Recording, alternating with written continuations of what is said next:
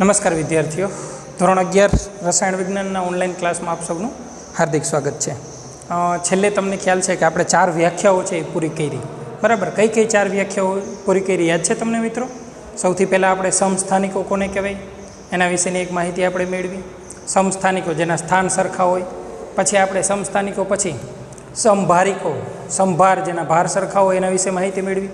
ત્રીજા નંબરની વ્યાખ્યા આપણે આઇસોટોન વિશે માહિતી મેળવી. અને ચોથી વ્યાખ્યા સમ ઇલેક્ટ્રોનિયસ સ્પીસીસ. હવે સમ ઇલેક્ટ્રોનિયસ સ્પીસીસમાં થોડીક હજી બાબતો વધારાની આપણે સમજવાની છે, એ અત્યારે આપણે શરૂઆતમાં એ સમજીએ. પછી 4 વ્યાખ્યાઓ છે એના માટેનું એક આપણે કોષ્ટક જોવાનું છે, એ કોષ્ટક આપણે જોઈએ. બરાબર, સૌથી પહેલાં આપણે શું સમજીએ? સમ ઇલેક્ટ્રોનિય વિશે થોડીક માહિતી હજી મેળવીએ. તો જો સમ ઇલેક્ટ્રોનિયની અંદર મેં તમને એવું કીધું કે જે તત્વોમાં ઇલેક્ટ્રોનની સંખ્યા સરખી હોય એને સમ ઇલેક્ટ્રોનિય કહેવાય. હવે ઇલેક્ટ્રોનની સંખ્યા સરખી હોવી જોઈએ એમની વચ્ચે. દાખલા તરીકે આપણે ગઈકાલે કેટલાક ઉદાહરણો જોયા હતા, આજે હજી એકાદું બીજું ઉદાહરણ લખીએ. ઉદાહરણ તરીકે આપણે એમ લખીએ કે Cl-, તો આમાં ઇલેક્ટ્રોનની સંખ્યા કેટલી છે એ આપણે ગણતરી કરવી પડે. દાખલા તરીકે આમાં પ્રોટોનની સંખ્યા, તો એનો પરમાણુ ક્રમાંક ક્લોરીનનો કેટલો છે? તો કે 17. તો એમાં પ્રોટોનની સંખ્યા કેટલી હશે? 17. હવે એમાં ઇલેક્ટ્રોનની સંખ્યા તો કે 17 હોવી જોઈએ. જો ક્લોરીનમાં વીજભાર ના હોય તો એમાં જેટલા પ્રોટોન છે એટલા જ ઇલેક્ટ્રોન હોવા જોઈએ. એટલે 17 પ્રોટોન છે તો ઇલેક્ટ્રોન પણ કેટલા હોવા જોઈએ? 17 હોવા જોઈએ. પણ હવે ક્લોરીનની ઉપર વીજભાર છે. કેવો વીજભાર છે? ધન વીજભાર છે કે ઋણ વીજભાર છે? તો કે ઋણ વીજભાર છે. જો ઋણ વીજભાર હોય તો ક્લોરીનની ઉપર ઇલેક્ટ્રોનની સંખ્યા જેટલો ઋણ વીજભાર છે એટલા વધારે હોય. કેટલો ઋણ વીજભાર છે? -1. અહીંયા 1 લખેલું નથી પણ ખાલી માઇનસ લખેલા હોય એટલે આપણે સમજવાનું કે -1 છે. બરાબર, એટલે ક્લોરીનની ઉપર -1, -1 વીજભાર ઋણ છે તો 1 ઇલેક્ટ્રોન વધારે છે, એટલે એમાં ઇલેક્ટ્રોનની સંખ્યા કેટલી થઈ? 18. બરાબર, હવે બીજું એક ઉદાહરણ લખીએ, આર્ગોન. તો આર્ગોનની અંદર પ્રોટોનની સંખ્યા કેટલી? તો કે આર્ગોનનો પરમાણુ ક્રમાંક કેટલો? તો આપણે 1 થી 20 સુધીના તત્વો યાદ છે ને તમને? 1 થી 20 સુધીના યાદ છે ને? સૌથી પહેલું hydrogen, helium, lithium, beryllium, boron, carbon, nitrogen, oxygen, fluorine, neon, sodium, magnesium, aluminium, silicon, phosphorus, sulphur, chlorine અને આર્ગોન. એટલે આર્ગોનનો પરમાણુ ક્રમાંક કેટલો થયો? 18. એટલે એની અંદર પ્રોટોનની સંખ્યા કેટલી હોય? 18 હોય કે નહીં? હવે એમાં જેટલા પ્રોટોન હોય એટલા જ ઇલેક્ટ્રોન હોય, એટલે 18 ઇલેક્ટ્રોન હોવા જોઈએ. હવે એમાં તમે જો 18 ઇલેક્ટ્રોન હોવા જોઈએ કે નહીં આર્ગોનની અંદર? હા કે ના? હવે વીજભાર છે નથી, એટલે એમાં કેટલા ઇલેક્ટ્રોન થયા? 18 ઇલેક્ટ્રોન થયા. એનો મતલબ એવો થયો કે Cl- અને આર્ગોનની અંદર ઇલેક્ટ્રોનની સંખ્યા સરખી છે. પ્રોટોનની સંખ્યા બંનેમાં જુદી છે. આમાં 17 પ્રોટોન છે, આમાં 18 પ્રોટોન છે.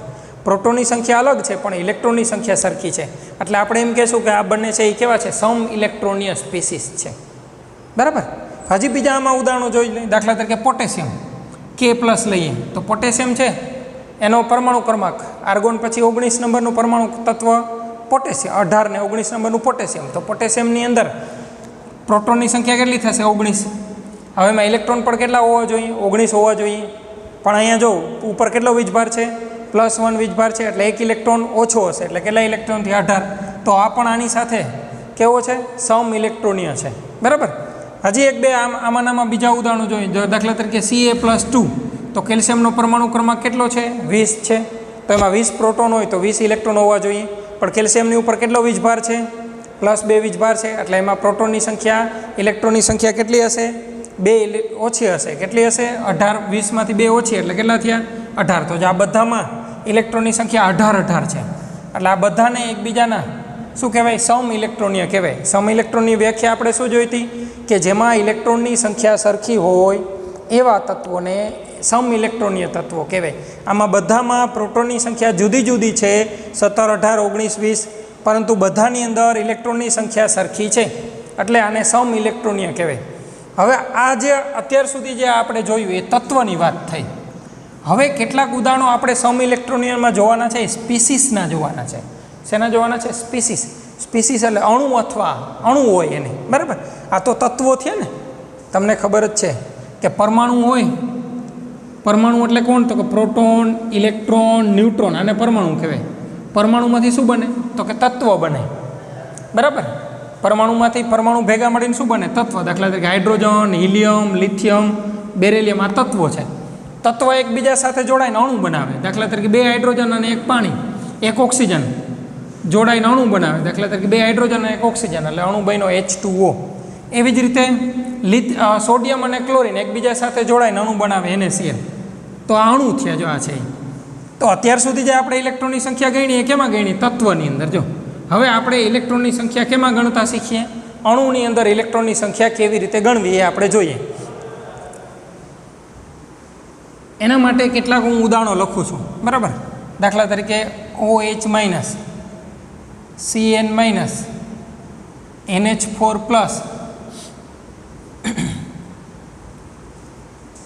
SO4 માઇનસ 2, PO4 માઇનસ 3, બરાબર. NO2 minus 1, NO3 minus 1. હવે આ દરેકની અંદર કેટલા ઇલેક્ટ્રોન હોય છે એની સંખ્યા કેવી રીતે ગણવી એ આપણે જોઈએ. તો સૌથી પહેલાં OH માઇનસની અંદર ઇલેક્ટ્રોનની સંખ્યા કેટલી હોય એ ગણતરી કરતાં હું તમને શીખવાડું. હવે ગણતરી કેવી રીતે કરવાની? તો કે કયા કયા તત્વ છે? તો એક ઓક્સિજન છે, એક હાઇડ્રોજન છે, અને એની ઉપર એટલે હાઇડ્રોજનની ઉપર ઋણ વીજભાર નથી, યાદ રાખજો. આખાની ઉપર ઋણ વીજભાર છે, એની આખાઈની ઉપર ઋણ વીજભાર છે, પણ આપણે એને કાઉન્સ કરતા નથી. આપણે આમનામ લખીએ છીએ OH માઇનસ. એનો મતલબ એવો થયો, તમને પરેશ સાહેબે ધનાયન અને ઋણાયનો વિશે ઘણું બધું શીખવાડ્યું છે, તો તમને એ ખ્યાલ હશે. એટલે OHની ઉપર ઋણ વીજભાર છે, આખાની ઉપર. તો હવે આની અંદર કુલ ઇલેક્ટ્રોન કેટલા છે એની આપણે સંખ્યા ગણવી છે. તો ઓક્સિજનની અંદર ઇલેક્ટ્રોન કેટલા હોય? તો ઓક્સિજનનો પરમાણુ ક્રમાંક કેટલો? 8. તો ઓક્સિજનની અંદર કેટલા ઇલેક્ટ્રોન હોય? 8, બરાબર. હાઇડ્રોજનની અંદર કેટલા ઇલેક્ટ્રોન હોય? તો કે 1. કેમ? હાઇડ્રોજનનો પરમાણુ ક્રમાંક કેટલો? 1. એટલે 8 ઓક્સિજનની અંદર, 1 હાઇડ્રોજનની અંદર, એટલે 8 વત્તા 1 વત્તા આખાની ઉપર વીજભાર કેવો છે? ઋણ વીજભાર હોય તો ઇલેક્ટ્રોન વધારે હોય ઓછા હોય? તો કે ઇલેક્ટ્રોન વધારે હોય કે નહીં? હા, વધારે હોય ઇલેક્ટ્રોન, બરાબર છે. તો કેટલા ઇલેક્ટ્રોન વધારે છે? તો કે 1 વધારે છે. ઋણ વીજભાર -1 છે એટલે 1 વધારે, એટલે +1. એટલે 8 અને 1 9 અને 1 10. એટલે આ આખાની અંદર કુલ ઇલેક્ટ્રોનની સંખ્યા કેટલી થઈ ગઈ? 10. યાદ રહેશે? હવે એવી જ રીતે આ CN માઇનસની અંદર ઇલેક્ટ્રોનની સંખ્યા ગણીએ. તો કે કાર્બન અને નાઇટ્રોજન છે ને એની ઉપર કેવો વીજભાર છે? માઇનસ વીજભાર છે. કાર્બનની અંદર, કાર્બનમાં ઇલેક્ટ્રોનની સંખ્યા કેટલી? તો કે કાર્બનનો પરમાણુ ક્રમાંક તમને યાદ છે? યાદ હોવો જ જોઈએ. 1 થી 20 સુધીના દરેક તત્વનો પરમાણુ ક્રમાંક આપણને બરોબર યાદ રહી જવો જોઈએ. જો તમને પરમાણુ ક્રમાંક યાદ હશે તો જ આ બધું પછીનું આવડશે. કાર્બનનો પરમાણુ ક્રમાંક કેટલો? 6. એટલે કાર્બનની અંદર કેટલા ઇલેક્ટ્રોન? 6. નાઇટ્રોજનનો પરમાણુ ક્રમાંક કેટલો? 7. એટલે નાઇટ્રોજનની અંદર કેટલા ઇલેક્ટ્રોન? 7. એટલે 6 કાર્બનની અંદર, 7 નાઇટ્રોજનની અંદર. આખાની ઉપર શું વીજભાર છે? -1. એટલે એનો મતલબ એવો થયો કે 1 ઇલેક્ટ્રોન વધારે થયો, એટલે +1. એટલે 6 ને 7 13 અને 1 14. એટલે આ આખાની અંદર કુલ ઇલેક્ટ્રોનની સંખ્યા કેટલી થઈ ગઈ? 14. હવે તો એનો મતલબ એવો થયો કે OH માઇનસ અને CN માઇનસ સમ ઇલેક્ટ્રોનીય છે? ના, નથી. કેમ નથી સમ ઇલેક્ટ્રોનીય? તો કે બંનેની અંદર ઇલેક્ટ્રોનની સંખ્યા સરખી નથી. ઇલેક્ટ્રોનની સંખ્યા સરખી હોય એને જ સમ ઇલેક્ટ્રોનીય કહેવાય, બરાબર. હવે NH4 પ્લસની અંદર આપણે ગણીએ તો નાઇટ્રોજનનો પરમાણુ ક્રમાંક 7. તો એમાં ઇલેક્ટ્રોનની સંખ્યા કેટલી હોય? 7. એટલે 7 નાઇટ્રોજનના, બરાબર. એટલે 7 વત્તા હાઇડ્રોજનનો પરમાણુ ક્રમાંક કેટલો? તો કે 1. એટલે હાઇડ્રોજન પાસે કેટલા ઇલેક્ટ્રોન હોય? 1. એવા અહીંયા કેટલા હાઇડ્રોજન છે? 4. એટલે કુલ ઇલેક્ટ્રોન 4 હાઇડ્રોજનના, એટલે 4 વત્તા 7 નાઇટ્રોજનના અને 4 1 હાઇડ્રોજનનો 1. એટલે એવા કેટલા હાઇડ્રોજન છે? 4. એટલે 4 × 4 એટલે 4 એના. હવે એની ઉપર આખાની ઉપર કેવો વીજભાર છે? ધન વીજભાર. કેટલો ધન વીજભાર છે? +1. +1 હોય એટલે કેટલા ઇલેક્ટ્રોન ઓછા હોય કે વધારે? તો કે ધન વીજભાર હોય એટલે ઇલેક્ટ્રોન એટલા ઓછા હોય. કેટલા ઓછા છે? 1 ઓછો છે, એટલે -1. એટલે 7 અને 4 11. 11માંથી 1 જાય એટલે કેટલા વધે? 10. એટલે આની અંદર કુલ ઇલેક્ટ્રોનની સંખ્યા કેટલી થઈ ગઈ? 10. તો હવે આને અને આને સરખાવો જો. હા, એ બંનેની અંદર ઇલેક્ટ્રોનની સંખ્યા કેવી છે? સરખી છે. સરખી છે એટલે આપણે એમ કહેવાય કે બંને કેવા છે? સમ ઇલેક્ટ્રોનીય છે. બંનેમાં ઇલેક્ટ્રોનની સંખ્યા સમાન છે એટલે આપણે એમ કહેશું કે આ બંને સમ ઇલેક્ટ્રોનીય છે. આ આની સાથે નથી, આ આની સાથે નથી, પણ આ અને આ બંને સમ ઇલેક્ટ્રોનીય છે, બરાબર. હવે SO4 - 2માં ઇલેક્ટ્રોનની સંખ્યા આપણે ગણતરી કરીએ. સલ્ફર પરમાણુ ક્રમાંક કેટલો? 16. સલ્ફરનો પરમાણુ ક્રમાંક કેટલો? 16. 1 એટલે 16 ઇલેક્ટ્રોન એના. 1 ઓક્સિજનનો પરમાણુ ક્રમાંક કેટલો? 8. એટલે 1 ઓક્સિજનમાં કેટલા ઇલેક્ટ્રોન હોય? 8. એનો જેટલો પરમાણુ ક્રમાંક હોય એટલા જ એની અંદર ઇલેક્ટ્રોન હોય, જો એની ઉપર વીજભાર ના હોય તો. એટલે આપણે વીજભાર તો પાછળથી ગણીએ છીએ. એટલે 1 ઓક્સિજનની અંદર 8 ઇલેક્ટ્રોન. એવા કેટલા ઓક્સિજન છે? 4.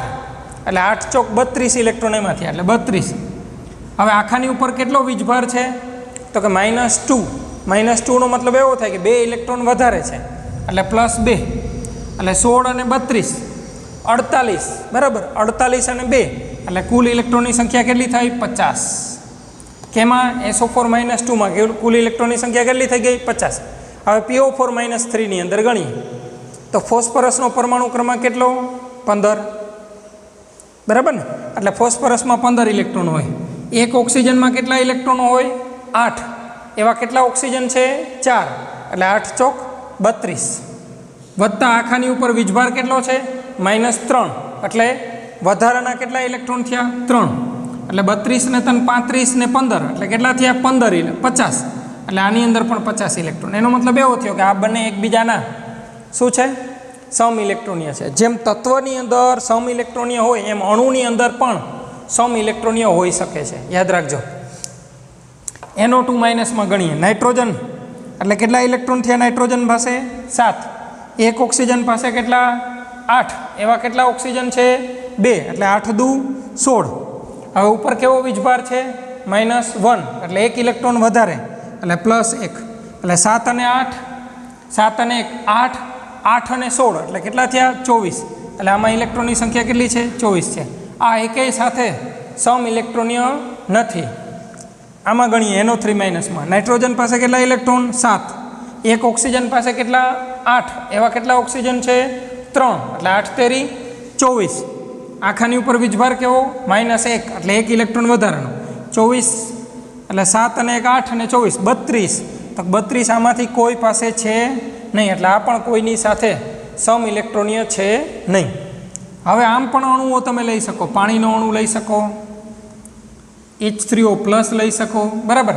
તો જો પાણીમાં પાણીના અણુમાં ઇલેક્ટ્રોનની સંખ્યા ગણીએ હાઇડ્રોજન પાસે કેટલા હોય 1. એવા કેટલા હાઇડ્રોજન 2 એટલે 2 એના થયા. એક ઓક્સિજન પાસે કેટલા હોય 8 એટલે 2 અને 8 10. તો જો હાઇડ્રોજન કોની સાથે સમ ઇલેક્ટ્રોનીય થયો તો જો આ બધા સાથે સમ ઇલેક્ટ્રોન. OH માઇનસમાં પણ 10 છે ઇલેક્ટ્રોનની સંખ્યા. NH4માં પણ ઇલેક્ટ્રોનની સંખ્યા કેટલી છે 10 છે. અને પાણીની અંદર પણ ઇલેક્ટ્રોનની સંખ્યા કેટલી છે 10. એટલે આ ત્રણે એકબીજાના શું કહેવાય સમ ઇલેક્ટ્રોનીય કહેવાય. H3O+ ગણતરી કરીએ તો એક હાઇડ્રોજન પાસે કેટલા હોય 1 હોય કે નહીં.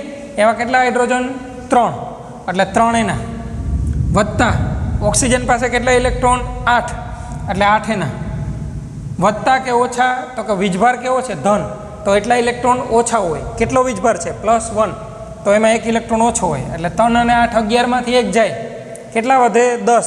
તો H3O+ પણ ઇલેક્ટ્રોનની સંખ્યા કેટલી છે 10. તો આ પણ આની સાથે શું થયું સમ ઇલેક્ટ્રોનીય થયા. એટલે આ ચારે એકબીજાના શું છે સમ ઇલેક્ટ્રોનીય છે. સમજાશે તમને. આના સિવાય ગમે તેટલા બીજા ઘણા બધા ઉદાહરણો આવે. ઘણા બધા ઉદાહરણો લઈ શકાય આપણે આના સિવાય વધારાના. જેટલા ઉદાહરણો લઈએ એટલા ઓછા છે. પણ દરેક ઉદાહરણની અંદર તમને ઇલેક્ટ્રોનની સંખ્યા ગણતરી કરતાં આવડવી જોઈએ. જો ઇલેક્ટ્રોનની સંખ્યા ગણતરી કરતાં તમને આવડશે તો જ સમ ઇલેક્ટ્રોનીય છે કે નહીં ખબર પડશે. હજી એક ઉદાહરણ જોઈએ કે જેમાં તમને ઇલેક્ટ્રોનની સંખ્યા ગણતરી કરતાં આવડે છે કે નહીં આપણે ચેક કરીએ. દાખલા તરીકે Cr2O7 -2 આમાં કોઈ તમને ઇલેક્ટ્રોનની સંખ્યા ગણતરી કરવાનું કહે તો તમને આવડે કે નહીં શીખીએ આપણે. હવે અહીંયા ક્રોમિયમ છે. હવે ક્રોમિયમ તમને તો 1 થી 20 સુધીના તત્વો યાદ છે ને. આ ક્રોમિયમનો પરમાણુ ક્રમાંક 24 છે. કેટલો છે 24. તો એમાં ઇલેક્ટ્રોનની સંખ્યા કેટલી હશે 24. હવે એવા કેટલા ક્રોમિયમ છે 2 એટલે 24 × 2 એટલે કેટલા થયા 48 એટલે 48 ઇલેક્ટ્રોન એના. એક ઓક્સિજન પાસે કેટલા હોય 8. એવા કેટલા ઓક્સિજન છે 7 એટલે 8 × 7 = 56 ઇલેક્ટ્રોન એના થયા. અને ઉપર કેટલો વીજભાર છે -2 બરાબર કે નહીં. હા કે ના હા -2 એટલે 2 વધારાના એટલે 2 આના 48 ને 2 50 50 ને 56 એટલે 106 એટલે કુલ ઇલેક્ટ્રોનની સંખ્યા આમાં કેટલી થશે 106. હવે 106 આમાંથી કોઈ પાસે છે નથી તો એ કોઈની સાથે સમ ઇલેક્ટ્રોનીય નથી. પણ આપણને એની અંદર પણ ઇલેક્ટ્રોનની સંખ્યા ગણતરી કરતાં આવડવી જોઈએ. ગમે તેવું ઉદાહરણ પૂછાય દરેક ઉદાહરણની અંદર તમને ઇલેક્ટ્રોનની સંખ્યા ગણતરી કરતાં આવડવી જોઈએ. આવડી જશે કે નહીં. જો હજુ વધુ તમારે પ્રેક્ટિસની જરૂર પડતી હોય તો ટેક્સ્ટબુકની અંદર કોઈ પણ અણુ હોય દાખલા તરીકે ખાંડનો અણુ ખબર છે C12H22O11, તો આમાં પણ ઇલેક્ટ્રોનની સંખ્યા ગણતરી કરી શકાય. કેવી રીતે? તો કે એક કાર્બનમાં કેટલા 6, એવા કેટલા કાર્બન 12, એટલે 12 છક 72, 72 વત્તા હાઇડ્રોજનમાં કેટલા 22, હા કે ને, એટલે 22, પણ એક હાઇડ્રોજનમાં કેટલા 1, એવા કેટલા હાઇડ્રોજન 22, એટલે 22 એકુ 22 છે ને, વત્તા એક ઓક્સિજન પાસે કેટલા 8, એવા કેટલા ઓક્સિજન છે 11, એટલે 11 ગુણ્યા 8 એટલે 88 એના, એટલે 88 ને 22 110 અને 72, એટલે 182 ઇલેક્ટ્રોન થશે ખાંડના અણુની અંદર. આમ ગમે તે અણુની અંદર આપણને ઇલેક્ટ્રોનની સંખ્યા ગણતરી કરતાં આવડી જાય તો આપણે નક્કી કરી શકીએ કે આ બે સમ ઇલેક્ટ્રોનીય છે કે નહીં. જો હવે આપણે અગાઉ સોડિયમની અંદર Na+ની અંદર ઇલેક્ટ્રોનની સંખ્યા ગણતરી કરતાં શીખી હતી. સોડિયમનો પરમાણુ ક્રમાંક કેટલો 11, એટલે એમાં પ્રોટોનની સંખ્યા કેટલી 11. હવે એમાં ઇલેક્ટ્રોન પણ કેટલા હોવા જોઈએ 11 હોવા જોઈએ કે નહીં, પણ અહીંયા ઉપર કેટલો વીજભાર છે પ્લસ, એટલે એક ઇલેક્ટ્રોન ઓછો, એટલે એને પ્લસમાં કેટલા ઇલેક્ટ્રોન થયા 10, તો 10 થયા, તો આની સાથે પણ સમ ઇલેક્ટ્રોનીય છે. આ બધાની સાથે જો સોડિયમ Na+ છે ને, એ આ બધાની સાથે સમ ઇલેક્ટ્રોનીય છે. એટલે આમાં કયું તત્વ છે કે કયો અણુ છે કે એ જોવાનું નથી. આપણે સમ ઇલેક્ટ્રોનિયમમાં ખાલી એટલું જ ધ્યાન રાખવાનું છે કે એમાં ઇલેક્ટ્રોનની સંખ્યા સરખી હોવી જોઈએ. અને ઇલેક્ટ્રોનની સંખ્યા કેવી રીતે ગણતરી કરવી એ તમને જો આવડી જાય તો સમ ઇલેક્ટ્રોનીય કોણ છે એ તમને સરળતાથી આવડી જાય. એક MCQ એવો પૂછાય, આમ પ્રશ્ન પૂછાય આમ, નીચેનામાંથી કોણ સમ ઇલેક્ટ્રોનીય છે, એવો પ્રશ્ન પૂછાય. આ ઓપ્શન દઈ દીધા હોય, એની અંદર આપ્યા હોય Na+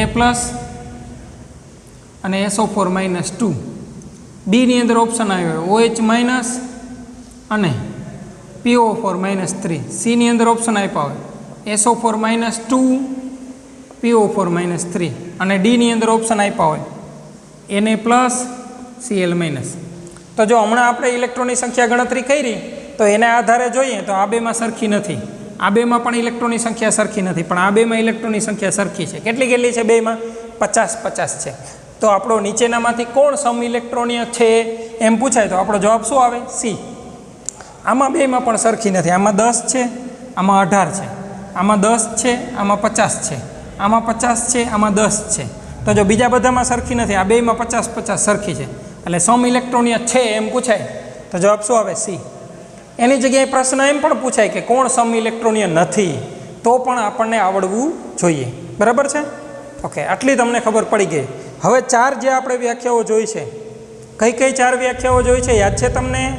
સમસ્થાનિકો કોને કહેવાય, સમભારિકો કોને કહેવાય, સમ આઇસોટોન એટલે કે સમ ન્યુટ્રિનો કોને કહેવાય, બરાબર, અને છેલ્લી વ્યાખ્યા જોઈ સમ ઇલેક્ટ્રોનીય કોને કહેવાય. આ 4 વસ્તુ આપણને ખબર હોવી જોઈએ. યાદ છે? ઓકે, ચાલો 4 વિશે એક આપણે કોષ્ટક બનાવવાનું છે, એટલે બધી જ 4 વ્યાખ્યાઓ આપણે સરળતાથી યાદ રહી જાય એવું એક આપણે કોષ્ટક બનાવીએ.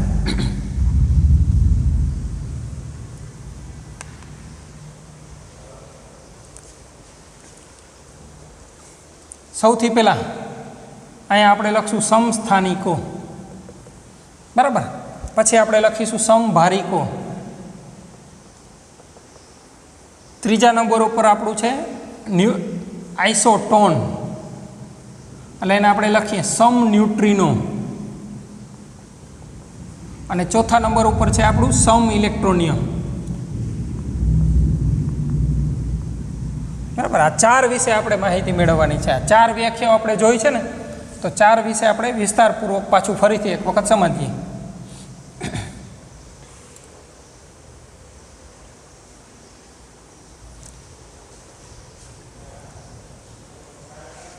હવે એમાં સૌથી પહેલો અન્ય નામ, બીજું નામ શું આનું, બરાબર, અન્ય નામ લખવાનું છે આપણે કે અન્ય નામ શું, તો કે સમસ્થાનિકોને આપણે અંગ્રેજી નામ એનું શું લખ્યું હતું આઇસોટોપ. આનું અંગ્રેજી નામ શું થશે આઇસોટોપ. સમભારિકોનું અંગ્રેજી નામ શું થશે આઇસોબાર. આમ પણ લખી શકાય ISOBAR. આનું ISOTOP આઇસોટોપ. સમ ન્યુટ્રિનો એટલે જેમાં ન્યુટ્રોનની સંખ્યા સરખી હોય એનું નામ થશે આઇસોટોન,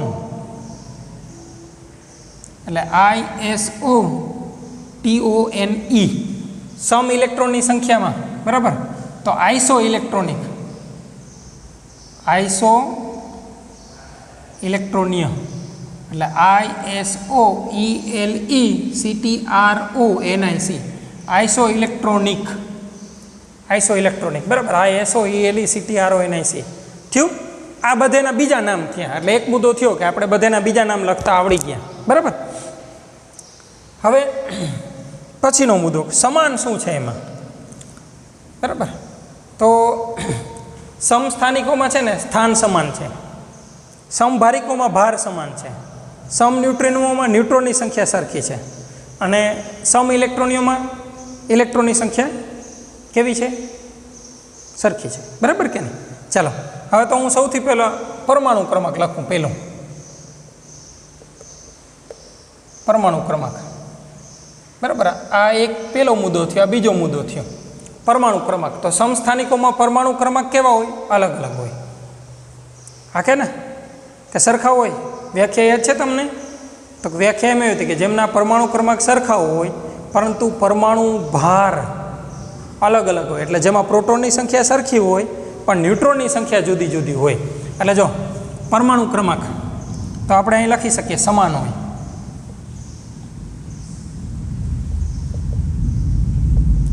પરમાણુ ક્રમાંક સમસ્થાનિકો સમાન. સમભારિકોમાં પરમાણુ ક્રમાંક જુદા હોય, પરમાણુ ભાર સરખા હોતા. સમ ન્યુટ્રિનોમાં પણ પરમાણુ ભાર છે, પરમાણુ ક્રમાંક છે કેવા હોય, જુદા હોય, બરાબર. આઇસો ઇલેક્ટ્રોનિકમાં પણ પરમાણુ ભાર છે કેવા હોય, જુદા હોય. હવે પરમાણુ ક્રમાંક એટલે એ જ પ્રોટોનની સંખ્યા થઈ, એટલે હવે પ્રોટોનની સંખ્યા લખવી હોય, બરાબર, તો પણ એમ જ આવશે. ત્રીજો મુદ્દો પ્રોટોનની સંખ્યા, તો આપણે આમાં એમ લખીએ કે સમાન હોય, જુદા હોય, જુદા હોય, જુદા હોય એટલે અલગ હોય એમ પણ લખી શકો તમે. જુદા હોય, અલગ અલગ હોય, બરાબર. ન્યુટ્રોનની સંખ્યા લખીએ, ચોથો મુદ્દો આપણા માટે. તો કે જો આમાં પ્રોટોનની સંખ્યા સરખી હોય પણ ન્યુટ્રોનની સંખ્યા અલગ હોય, અલગ હોય. હવે સમભારિકોમાં પ્રોટોનની સંખ્યા અલગ હોય, ન્યુટ્રોનની સંખ્યા અલગ હોય, એટલે અલગ હોય. આઇસોટોનની અંદર ન્યુટ્રોનની સંખ્યા સમાન હોય,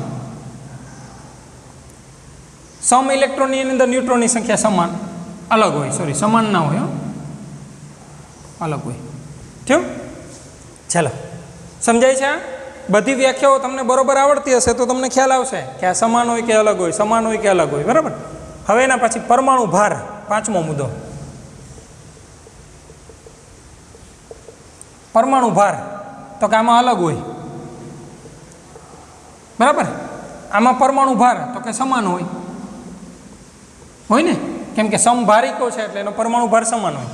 સમ ન્યુટ્રોનમાં પરમાણુ ભાર તો કે અલગ હોય, અને આમાં તો તત્વ જ અલગ છે એટલે પરમાણુ ભાર કેવો હોય, અલગ હોય, અથવા સમાન પણ હોઈ શકે છે પણ અલગ પણ હોઈ શકે છે. એ તત્વો ઉપર આધાર રાખે છે, સમાન અથવા અલગ હોય.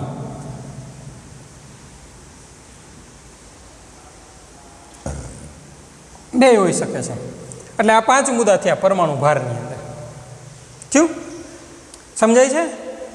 વ્યાખ્યાઓને આધારે જ આપણે આ લખીએ છીએ, બરાબર. એટલે તમને બરોબર ખબર પડવી જોઈએ કે અન્ય નામ લખ્યા આપણે, પરમાણુ ક્રમાંકમાં શું ફેર હોય, પ્રોટોનની સંખ્યા, ન્યુટ્રોનની સંખ્યા, પરમાણુ ભાર, બરાબર. હવે એના પછી છઠ્ઠો નંબર, ઇલેક્ટ્રોનની સંખ્યા. ઇલેક્ટ્રોન તો બે સમસ્થાનિકો હોય ને એમાં પ્રોટોનની સંખ્યા સરખી હોય એટલે ઇલેક્ટ્રોનની સંખ્યા પણ સમાન હોય. અહીંયા પ્રોટોનની સંખ્યા જુદી હોય સમભારિકોની અંદર, એટલે ઇલેક્ટ્રોનની સંખ્યા છે એ જુદી પણ હોઈ શકે અને સમાન પણ હોઈ શકે. એટલે આપણે સમાન અલગ હોય એમ લખીએ, બરાબર. કેમ કે જો એમાં પ્રોટોન અલગ અલગ હોય એટલે આપણે ધારીએ છીએ કે બધેની અંદર વીજભાર છે એ હોતો નથી એવું ધારીને જ આલીએ. સમ ન્યુટ્રોનોમાં પણ એવું જ હશે. શું હશે? અલગ હોય. અને આમાં કેવી હોય? સમાન હોય. યાદ રાખજો, કેમ કે તો જ એને શું કહેવાય? સમ ઇલેક્ટ્રોનિયસ સ્પીસીસ કહેવાય, બરાબર. હવે હજી એક મુદ્દો લખી શકાય, પ્રોટોન વત્તા ન્યુટ્રોનનો સરવાળો, તો એ કેને બરાબર થયો? પરમાણુ ભાર બરાબર જ થયું. એટલે આપણે આ લખ્યું એ જ લખી શકાશે. એમાં પણ એમ લખવું હોય તો એ પણ લખી શકાશે. ચાલો હવે ઉદાહરણો એના 7મા નંબરનો મુદ્દો ઉદાહરણ. તો સમસ્થાનિકોના ઉદાહરણો તો કે C612, C613, C614 આ કાર્બનના સમસ્થાનિકો થયા. હાઇડ્રોજનના 1H1, 1H2, 1H3 બરાબર. સમભારિકો એટલે જેના ભાર સરખા હોય તો કે એના ઉદાહરણોની અંદર C614 અને 7 નાઇટ્રોજન 14 તો બેના ભાર સરખા છે.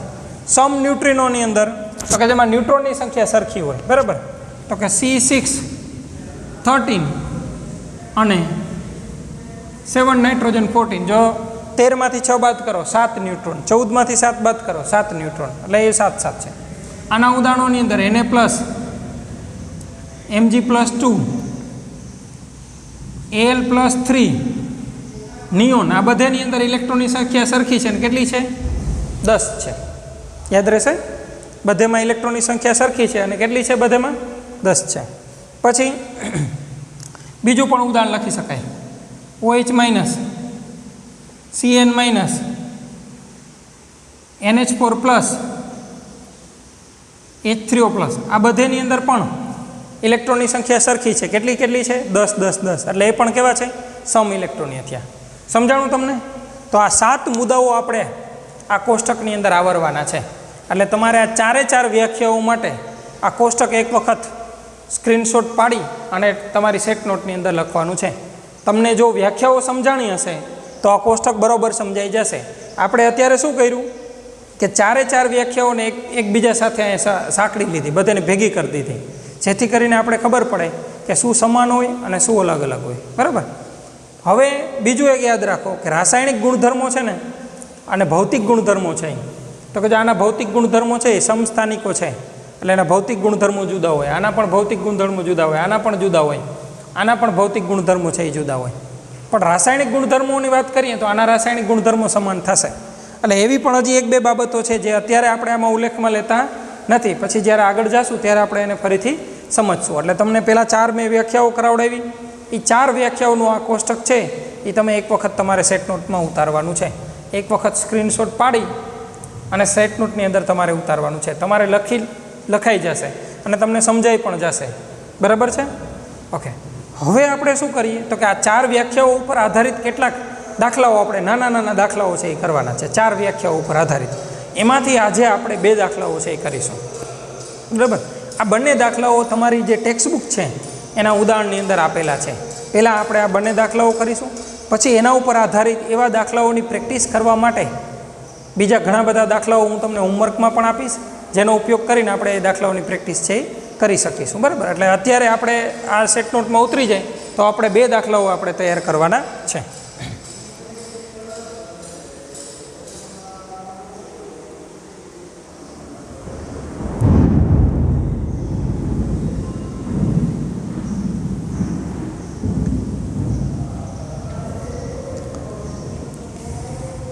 ચાલો સૌથી પહેલાં ટેક્સ્ટબુકની અંદર કોયડા નંબર 2.1 આપેલું છે એ આપણે સૌથી પહેલાં કરીએ.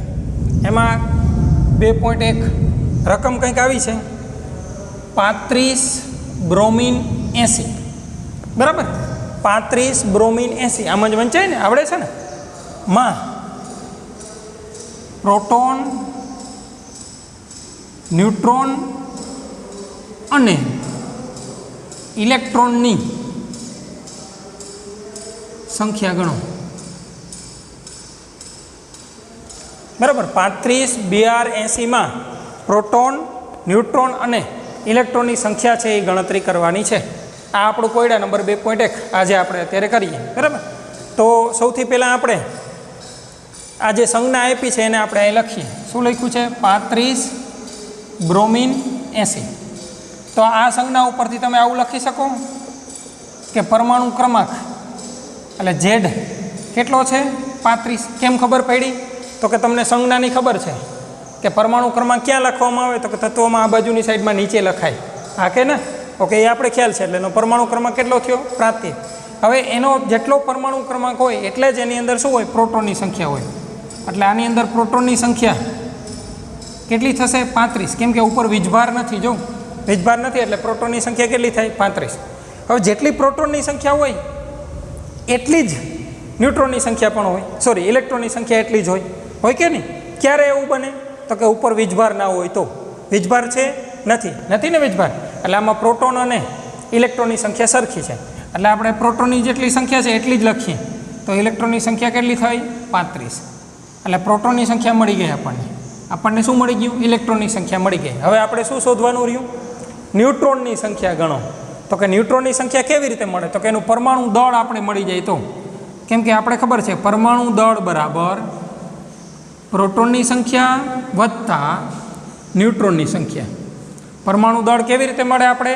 તો કે પ્રોટોનની સંખ્યા વત્તા ન્યુટ્રોનની સંખ્યાનો તમે સરવાળો કરો એટલે આપણને પરમાણુ દળ છે એ મળશે.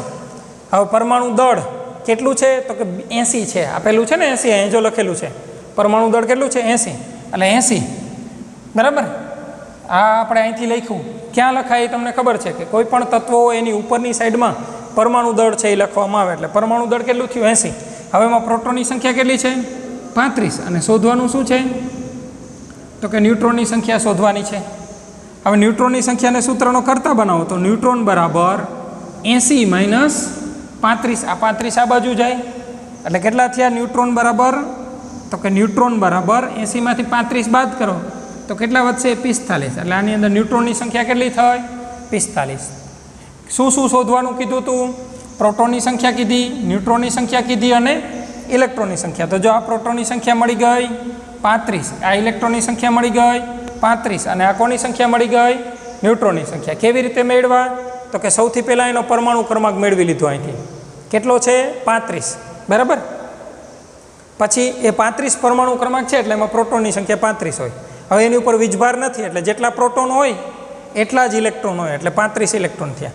હવે એનું પરમાણુ દળ ખબર છે કેટલું છે? 80. તો 80 લખ્યું. તો પરમાણુ દળ કેવી રીતે મળે? તો કે પ્રોટોન અને ન્યુટ્રોનની સંખ્યાનો સરવાળો કરો તો પરમાણુ દળ મળે. એટલે 80 બરાબર 35 વત્તા આપણી પાસે શું નથી?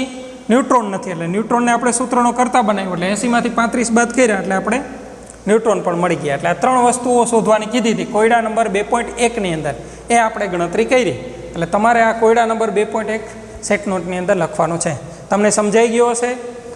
છતાં પણ કદાચ ના સમજાણો હોય તો આવા બીજા ઘણા બધા દાખલાઓ છે, એ આપણે જ્યારે વધુ પ્રેક્ટિસ કરીશું એટલે તમને સમજાઈ જશે. બરાબર છે? આને એક વખત સેટ નોટમાં ઉતારવાનું છે આપણે. હવે એના પછી આપણે કોયડા નંબર 2.2 તરફ આગળ વધીએ.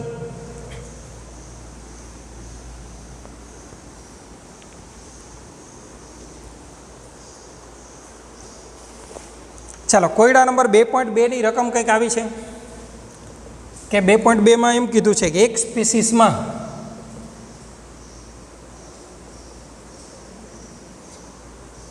ઇલેક્ટ્રોન, પ્રોટોન અને ન્યુટ્રોનની સંખ્યા અનુક્રમે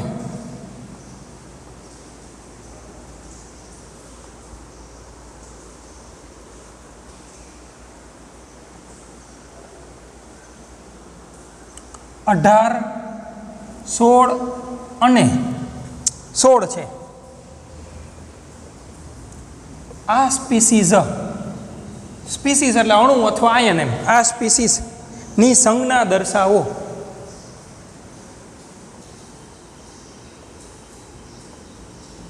હવે આગળનો દાખલો હતો ને એમાં સંજ્ઞા આપી હતી, એના ઉપરથી પ્રોટોન, ઇલેક્ટ્રોન ને ન્યુટ્રોનની સંખ્યા ગણવાની હતી. હવે આમાં શું કીધું છે તો પ્રોટોન, ઇલેક્ટ્રોન, ન્યુટ્રોનની સંખ્યા આપી દીધી છે. જો કે ઇલેક્ટ્રોનની સંખ્યા, પ્રોટોનની સંખ્યા અને ન્યુટ્રોનની સંખ્યા આપી દીધી છે. તો આપણે શું કરવાનું છે? સ્પીસીસની સંજ્ઞા દર્શાવવાની છે આપણે. બરાબર કે નહીં? ઓકે, તો સૌથી પહેલાં આપણે એમાં કઈ કઈ વસ્તુ કેટલી આપી છે એ લખીએ. તો કે સૌથી પહેલાં ઇલેક્ટ્રોન કેટલા આપ્યા છે એ લખીએ. તો કે ઇલેક્ટ્રોન કેટલા છે? 18. જો ઇલેક્ટ્રોન, પ્રોટોન, ન્યુટ્રોન, તો ઇલેક્ટ્રોન 18. પછી લખીએ પ્રોટોન. પ્રોટોન કેટલા છે? તો કે 16. અને ન્યુટ્રોન, તો કે ન્યુટ્રોન કેટલા છે? 16. હવે હંમેશા શરૂઆત ક્યાંથી કરવાની હોય? પ્રોટોનની સંખ્યાથી. બરાબર? શરૂઆત ક્યાંથી કરવાની હોય? પ્રોટોનની સંખ્યાથી. કેટલા પ્રોટોન છે? 16 છે. હા, ઓકે. 16 પ્રોટોન હોય તો કયું તત્વ થાય? તો કે એમાં પરમાણુ ક્રમાંક કેટલો હોય? 16 હોય. બરાબર કે નહીં? તો 16 નંબરનું તત્વ કયું થાય? યાદ કરો. Hydrogen, helium, lithium, beryllium, boron, carbon, nitrogen, oxygen, fluorine, neon 10 થયા. Sodium, magnesium, aluminium, silicon, phosphorus અને સલ્ફર. એટલે 16 નંબરનું તત્વ કયું થશે? સલ્ફર. કેમ કે એમાં પ્રોટોનની સંખ્યા કેટલી છે? 16 છે. એટલે એ તત્વ કયું થયું? સલ્ફર. એટલે આપણે સલ્ફરની સંજ્ઞા લખીએ. બરાબર. હવે એમાં પ્રોટોનની સંખ્યા 16 છે. એટલે એમાં પરમાણુ ક્રમાંક કોઈ તમને પૂછે કે એમાં પરમાણુ ક્રમાંક કેટલો, તો કે એમાં પ્રોટોનની સંખ્યા કેટલી? 16. તો કે એમાંનો પરમાણુ ક્રમાંક પણ કેટલો થાય? 16. એટલે અહીંયા શું લખાઈ જાય? 16. બરાબર છે? હા.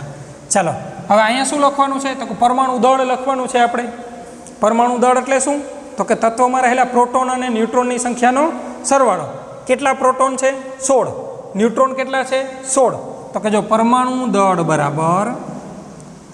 બરાબર પ્રોટોન વત્તા ન્યુટ્રોન. કેટલા પ્રોટોન છે? 16 પ્રોટોન છે. વત્તા કેટલા ન્યુટ્રોન છે? 16. એટલે 16 અને 16 કેટલા થશે? 32. એટલે 32 છે એ આપણું પરમાણુ દળ. પરમાણુ દળને આપણે કઈ સંજ્ઞા વડે દેખાડીએ? એ. એટલે આપણે એ માટે સૂત્ર આમ પણ લખી શકાય, એ બરાબર P+N લખી શકાય ને. અથવા સૂત્ર આપણું આવું છે, એ બરાબર Z વત્તા N. કેમ કે પ્રોટોનની સંખ્યા એ જેને પરમાણુ ક્રમાંક છે. એટલે આ બેમાંથી કોઈ એકનો ઉપયોગ અથવા ગુજરાતીમાં આપણે આમ સૂત્ર લખીને પણ ગણતરી કરી શકીએ. એટલે આનો પરમાણુ દળ કેટલો થયું? 32. તો અહીંયા શું લખવાનું હોય? પરમાણુ દળ લખ નાખ્યું. હજી એક બાબત બાકી રહી ગઈ. શું? તો કે ઇલેક્ટ્રોનની સંખ્યા. હવે જેની અંદર પ્રોટોનની સંખ્યા 16 હોય એમાં ઇલેક્ટ્રોનની સંખ્યા કેટલી હોવી જોઈએ? 16 હોવી જોઈએ કે નહીં? હા, હોવી જોઈએ ને, જો તટસ્થ હોય તો. પણ અહીંયા ઇલેક્ટ્રોનની પ્રોટોનની સંખ્યા 16 છે, પણ ઇલેક્ટ્રોનની સંખ્યા કેટલી છે? 18. એનો મતલબ કેટલા ઇલેક્ટ્રોન વધારે છે? 2. ઇલેક્ટ્રોન વધારે હોય તો કેવો વીજભાર આવે? તો કે ઋણ વીજભાર આવે કે નહીં? કેટલો ઋણ વીજભાર આવે? તો કે 2 વધારે છે એટલે 2. એટલે અહીંયા ઉપર શું આવશે? -2. એટલે આપણે -2 નહીં પણ આમ લખીએ 2-. એટલે આ આપણે જો કીધું ને કે સ્પીસીસની સંજ્ઞા દર્શાવો, તો આપણે સ્પીસીસની શું થઈ ગઈ? સંજ્ઞા છે એ દેખાડી દીધી. સમજાણા 2 દાખલાઓ? પહેલા દાખલા ઉપર સંજ્ઞા આપી હતી, પ્રોટોન, ઇલેક્ટ્રોન, ન્યુટ્રોનની સંખ્યા શોધવાની હતી. અને બીજા દાખલાની અંદર શું કર્યું? પ્રોટોન, ઇલેક્ટ્રોન, ન્યુટ્રોનની સંજ્ઞા આપી દીધી, એ સંખ્યા આપી દીધી. શું શોધવાનું કીધું? સંજ્ઞા છે એ શોધવાની કીધી. બરાબર. બંને રીતના 2 દાખલાઓ આપણે કર્યા છે. આવી રીતના બીજા પણ કેટલાક દાખલાઓ આપણે કરીશું. બીજા કેટલાક દાખલાઓ તમને હું હોમવર્કમાં આપીશ. બરાબર છે. એ બધા જ દાખલાઓ તમારે પ્રેક્ટિસ કરી અને લખવાના છે. આજે આપણે તમારી પાસે જે ટેક્સ્ટ બુક છે એમાં કોયડા નંબર 2.1 અને 2.2 કરી છે. હવે જો સ્વાધ્યાયની અંદર કેટલાક દાખલાઓ હોય તો તમને હોમવર્કમાં આજે આપીશ, નહીંતર પછી હું તમને નેક્સ્ટ લેક્ચરની અંદર એના દાખલાઓ હોમવર્કની અંદર આપીશ. ચલો, હા, સ્વાધ્યાયની અંદર 2.3 તમારું આજનું હોમવર્ક HW સ્વાધ્યાય 2.3 બરાબર. એની અંદર 1, 2, 3, 4 અને 5 સ્પીસીસની સંજ્ઞા આપી છે. એમાં કેટલા ન્યુટ્રોન અને કેટલા પ્રોટોન, ખાલી ન્યુટ્રોન અને પ્રોટોનની સંખ્યા ગણવાની છે. એટલે તમારે આજનું હોમવર્ક શું થયું? 2.3 સ્વાધ્યાયનો દાખલા નંબર. એમાં 5 અલગ અલગ સ્પીસીસ આપી છે. એ બધેની અંદર પ્રોટોન, ઇલેક્ટ્રોન અને ન્યુટ્રોનની સંખ્યા ગણતરી કરવાની છે. યાદ રાખજો, એમાં ખાલી એવું જ પૂછ્યું છે કે ન્યુટ્રોન અને પ્રોટોનની સંખ્યા ગણો, પણ તમારે ઇલેક્ટ્રોનની સંખ્યા પણ ગણતરી કરવાની થશે. બરાબર. એ જે સ્વાધ્યાય 2.3 હોમવર્કમાં છે એ તમારે સેટ નોટની અંદર ઉતારવાનું છે. અને જ્યારે તમને પૂછવામાં આવે, જ્યારે તમને મેસેજ કરવામાં આવે કે સેટ નોટ છે એ મોકલાવી દો, ત્યારે એ દાખલાઓ એની અંદર ચેક કરવામાં આવશે કે તમે ગણતરી કરી છે કે નથી કરી. આજનું હોમવર્ક સ્વાધ્યાયનો 2.3. ઓકે, આપણે આજે અત્યારે અહીં સુધી અટકાવશું. નેક્સ્ટ લેક્ચરની અંદર ફરી મળીશું.